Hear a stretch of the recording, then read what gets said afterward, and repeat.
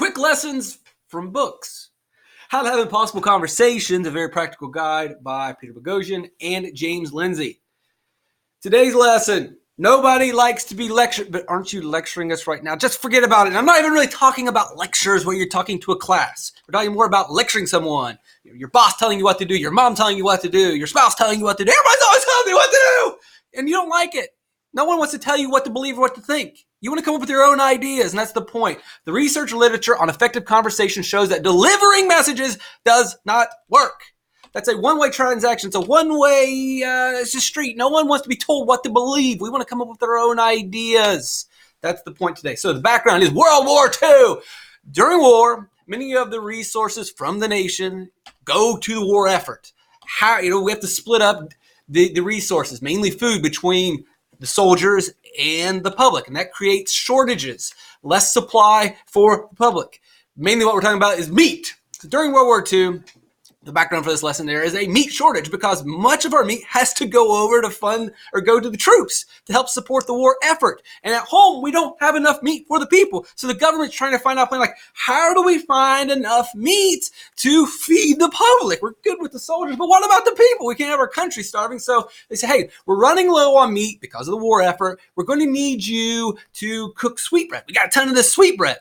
This is the part of the lesson where you're saying, what do you mean by sweetbread? Thought we were talking about meat. Not that either. Sweetbread is a culinary name for the thymus, also called the throat, gullet, and neck sweetbread, or pancreas, stomach, belly, or gut sweetbread, typically from calf and lamb, less commonly from beef and pork. What are we talking about? You mean meat bread? Well, I don't even really mean meat bread. It's more just meat. It's just gross meat. That's what the government is suggesting. Hey, we'll let the soldiers eat the T-bones. People at home, that meat that you normally throw away? Well, we're going to need you to live on that. That throat, gullet, neck, stomach, belly.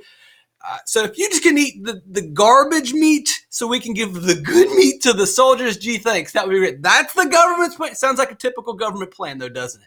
Various other glands, which is always a great phrase, other glands. Various other glands used as food may also sometimes be called sweetbreads, including the parotid gland, cheek or ear, the sublingual gland, tongue, throat, as well as ovary and testicles. Oh, my... We are doing testicle kebabs, hog balls on a stick. How did we get to that from sweetbread? That's where we are. Guess what's for dinner, kids? Sweetbreads. Yeah. Good luck with that, government. So, the government, what is with the scientist and the nuclear? Well, I've got to use the free clip art, and that was the best thing I could do for a researcher from free copyright. You're not worried about copyrights. You're using GIFs from Anchorman. You're not going to make any money. Well, whatever. Anyway, that's the best one I could find for a research scientist.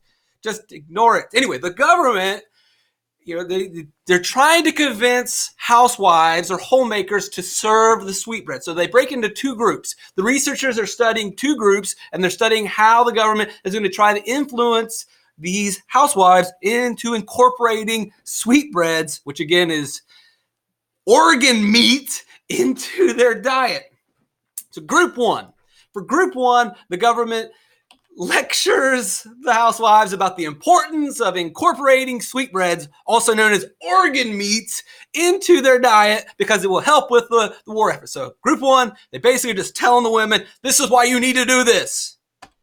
Group two, they have a different approach, and they ask the housewives or the homemakers to self-generate the important reasons for incorporating sweetbreads in the diet to help out with the war effort. So they ask the women to, hey, can you come up with some ideas of why it would be helpful and why it's important to cook sweetbreads?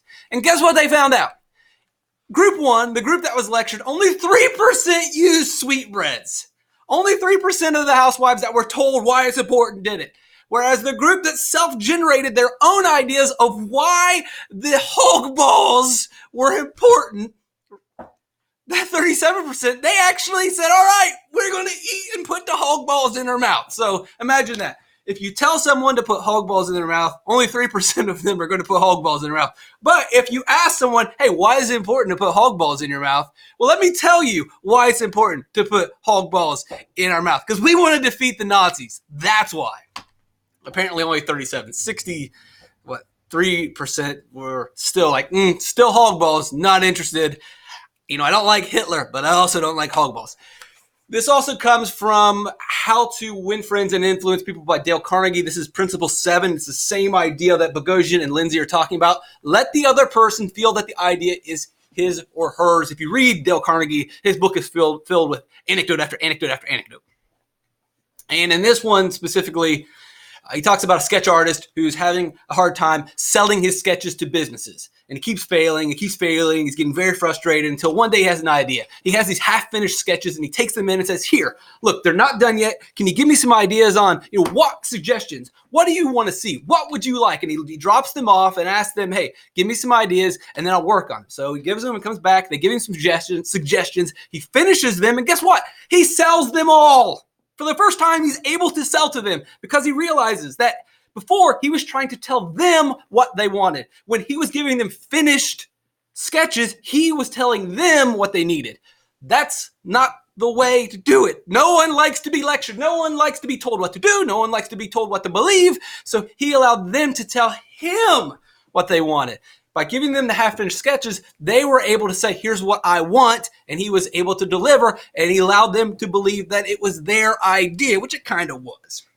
But again, going back to the 37% of housewives that decided to incorporate organ meats into their diet, they did so because they self-generated ideas. They were not told why it was important. They came up with their own ideas, their own reasons of why it was important. Lecturing. No one likes to be lectured. Does not work. You need to allow people to think that it's their own idea.